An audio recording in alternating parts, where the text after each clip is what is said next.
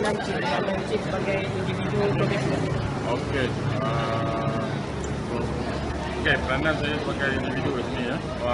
Okey, saya ni bertanggungjawabkan untuk menjaga bangunan di mana Habib PMB lah ya.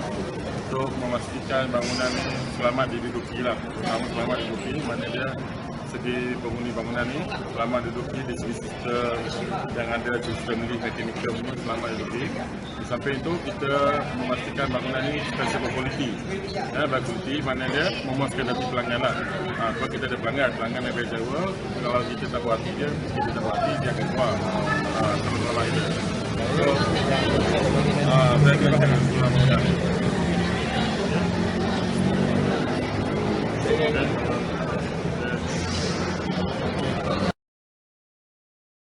Apakah peranan insurans bila berlaku kebakaran dalam satu bangunan?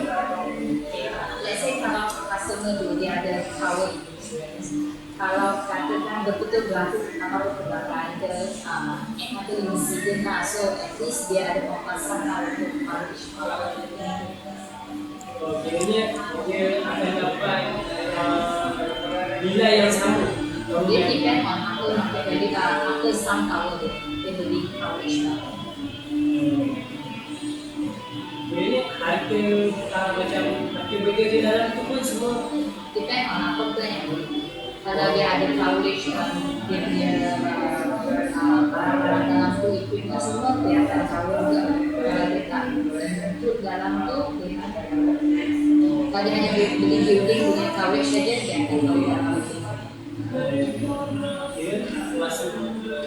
punya equipment semua termasuk kalau dia tak mention dia nak cover.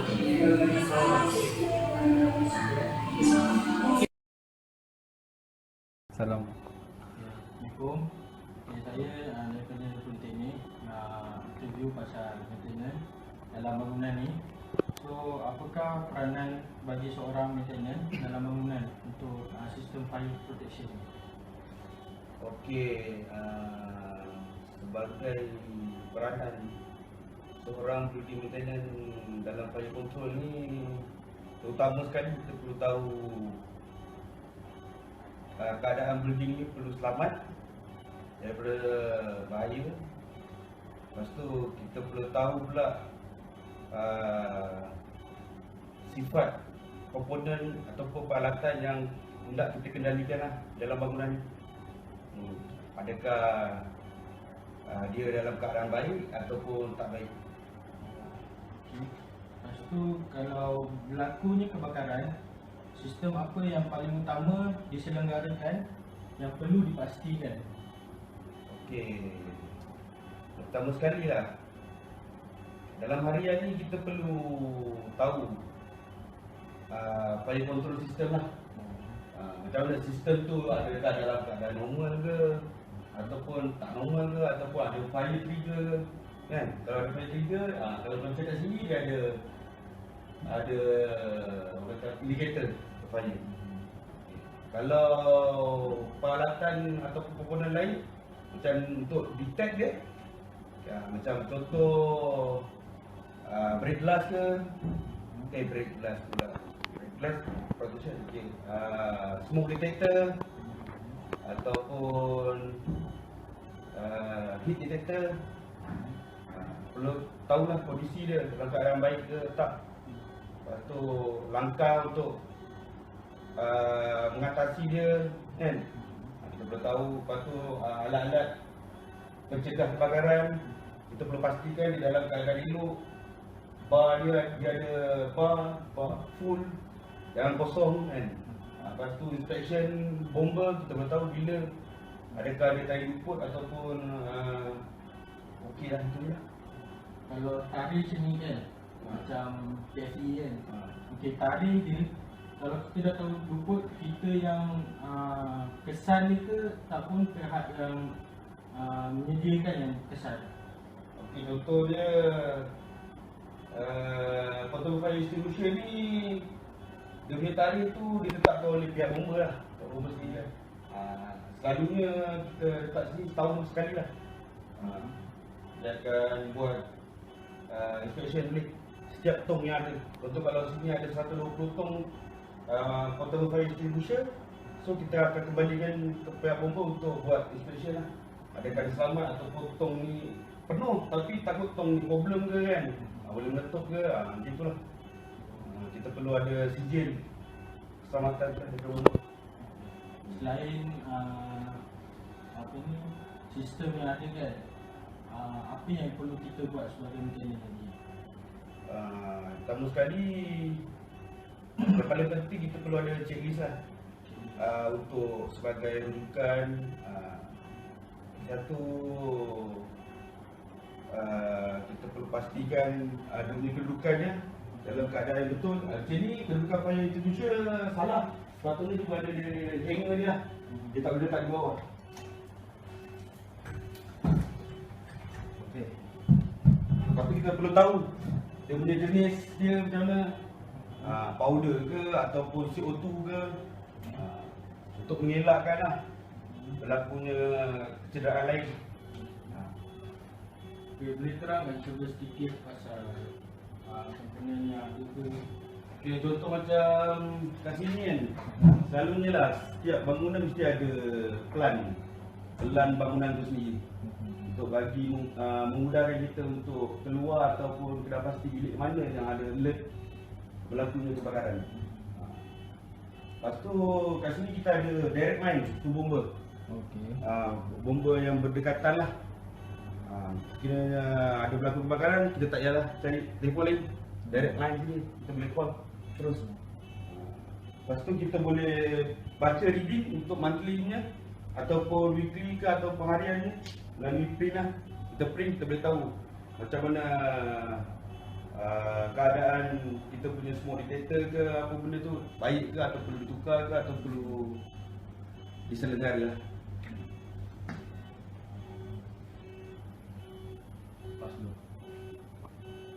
Tadi kan Encik tadi ada cakap pasal komponen kebakaran. Boleh tak tunjuk sedikit komponen tu untuk kita tahu apa yang komponen penting? Okey. Macam tu boleh kita ke tempat tu.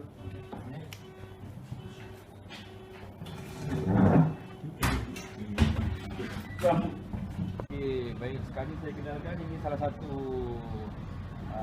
komponen sistem kebakaran, itu fireman switch lah. Sekiranya dia punya function kalau ada berlaku kebakaran, kita tarikkan pulley, punya pulley, so dia akan tutup current untuk satu floor. Ini floor by floor ke apa? Floor by floor. Fireman switch. Okey, kat sini pula ada fire control panel lah. Dia untuk beberapa bilik kita kontrol. So kat sini kita daripada sini kita boleh kontrol dia untuk isolate ataupun kita boleh test dia kan. Okay, kita boleh tahu condition dia macam mana. Lepas tu kat sini pun ada satu komponen pengeras diffusion. Dia pun sama macam function fire pensi juga. Lepas tu kat sini dia ada kontrol untuk gas. Kat sini kita ada pakai CO2 gas. Contoh ni yang bilik yang mana satu kan? Selalu bilik elektrikal lah. Itu untuk mencegah kebakaran tu daripada merebak lah. Yang macam yang jenis ni, dia selalunya kontrol apa? Kontrol untuk Stapler ke? bilik lah. Dia nak beritahu, okay, kat sini dia ada nampak kan. Dia boleh beritahu kat sini gas dia, condition gas macam mana. Atau bateri, kita boleh tahu lah macam mana.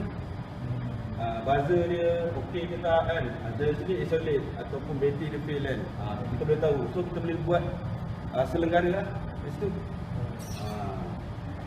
Kalau kat situ dia ada indikator lah, beberapa indikator yang akan tunjuk kat mana faulty, bilik mana yang faulty. Alright, itu saja. Kita akan ke bilik lain pula. Okey, kat sini pula kita ada indikator lah untuk bilik yang ada CO2. So kita boleh tahu kalau di hijau bermakna dia okey lah, tak ada dia punya gas tu, tak ada orang kata apa, tak keluar. Kiranya Dia tak discharge lah. Kalau dia merah tu dia dah discharge gas dia. So kita jangan pandai-pandai lah, pandai-pandai buka. Sebab gas CO2 ni dia makan oksigen. Nanti kita akan Maksudnya bilik ni tanpa penghuni lah. tak ada bunyi. Dia jarang-jarang orang masuk. So kalau kita nak masuk bilik ni, first yang kita perlu buat, kita kena isolate dulu lah gas. Takut nanti kita tak tahu benda apa yang berlaku. Ada sparking ke apa kan, kita tengah buat kerja nak test ke apa, gas keluar. Kita pun terperangkap kat dalam. Itu sajalah. Yang penting.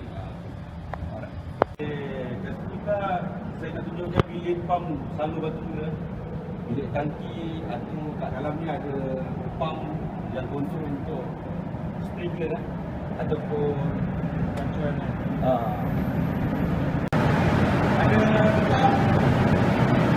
ada pump, lepas tu ada electrical DB untuk kontrol pump tu. Lepas tu kita ada tank, tangki kat bilik ni. Aras air kita boleh tengok dia level, water level. Kat sini pun ada direct call, telefon untuk bomba kan. Yang kita tunjuk pump.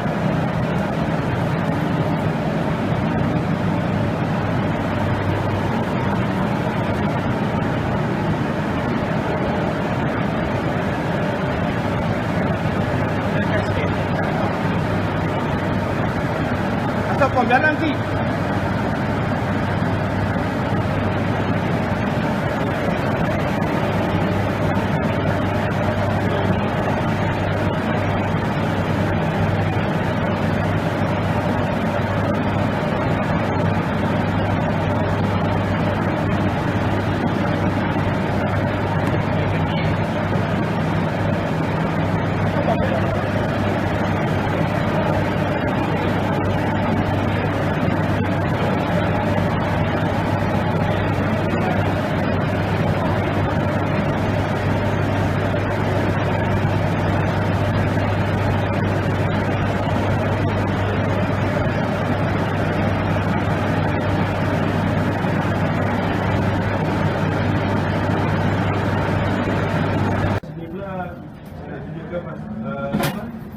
Dudukan posri,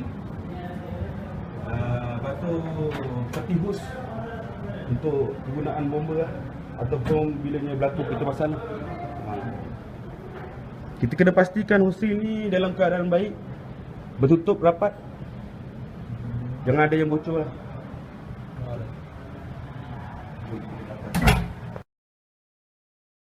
Peranan dari pihak Uber, pihak Cik sendiri lah dalam menentang kebakaran dalam bangunan. Dia yang umum lah, peranan pihak Uber dalam cegahan kebakaran. Maksudnya dah terbakar ke belum terbakar ni? Dia kiranya sebelum terbakar lah. Okey, peranan ni sebenarnya senang. Benda ni begini, kita ada unit latihan lah. Okey, benda ni berperanan memberi penerangan tentang kesedaran bahaya kebakaran lah, menjalankan kempen-kempen dan juga ceramah-ceramah lah. Di samping kita, kalau contohnya bangunan-bangunan yang mempunyai orang kata orang yang ramai ataupun duduk yang ramai, tak kira lah dalam bilik kuliah ke, asrama ke, atau bangunan pejabat ke, ataupun supermarket sendiri pun, kita akan mewajibkan latihan fire drill, latihan kebakaran lah. Kita akan wajibkan 2 kali setahun ataupun sekali setahun lah. Sebab itu kita perlu ada nilai kesedaran kepada masyarakat lah. Sebabnya penting benda ni, bila berlakunya kebakaran, arah mana dia nak pergi. Faham tak? Kalau contohnya alat pemadam api ada, tetapi tak tahu guna, siapa nak guna? Saya tanya awak balik. Saya tanya awak balik. Kalau saya guna, awak hantar ke balai, tulis itu Politeknik. Sebab itu banyak orang kata benda ni kadang-kadang silap tafsir lah. Bila kita cakap alat pemadam api, bomba yang punya. Salah. Sebab alat pemadam api itu adalah pemunya yang ni, pemilik bangunan itu sendiri. Dan juga orang yang berada di dalam itu. Kalau tunggu kami padam, sama lah juga. Dia sebenarnya tugasan alat pemadam api ini adalah memadam kebakaran api permulaan. Maksudnya api baru nak memula. Tetapi mesti kita tahu. Kalau kita pula tak ajar, macam mana orang nak tahu? So sekarang melalui kempen-kempen kita jalan dan ceramah-ceramah yang kita buat, jadi kita tunjuk ajar bagaimana nak guna, macam mana kita nak menghadapi situasi kebakaran api bermulaan. Okay? Right? Jelas. Jelas? Saya bagi jelas dan tepat dah tu. Okay, habis? Okay. Ini berapa Pertama ni saya nak tanya Cik satu soalan. Soalannya macam ni bila apakah peranan pendidik dalam mencegah kebakaran? Okey, sebelum tu Assalamualaikum dan selamat petang. Sebelum tu saya ucapkan terima kasih lah kepada kamu yang sudi menunggu saya pada petang ni. Okey, ini berkaitan dengan soalan kamu berkaitan dengan peranan pendidik dalam mencegah kebakaran. Okey, saya sebagai seorang pendidik memberi pendedahan kepada pelajar di peringkat institusi pendidikan adalah sangat penting. Okey. So di antara pendedahan yang cuba saya berikan kepada pelajar tentang mencegah kebakaran, yang pertama adalah dari segi taklimat lah, ataupun ceramah berkaitan dengan cara untuk melawan kebakaran ataupun mencegah kebakaran. Saya juga merupakan pensyarah yang mengajar pokok ISPA ataupun pasukan institusi pertahanan awam, di mana dalam ilmu ataupun dalam kursus pelajar yang mengambil pokok ISPA ni, kita cuba menerapkan banyak latihan ataupun bagaimana cara untuk kita nak mencegah kebakaran. Dalam mencegah kebakaran ni merupakan satu aspek ataupun bidang tugas bagi seorang anggota DEPA ataupun WISPA dalam membantu masyarakat dan penduduk sekeliling dan sekitarnya. Itu saja.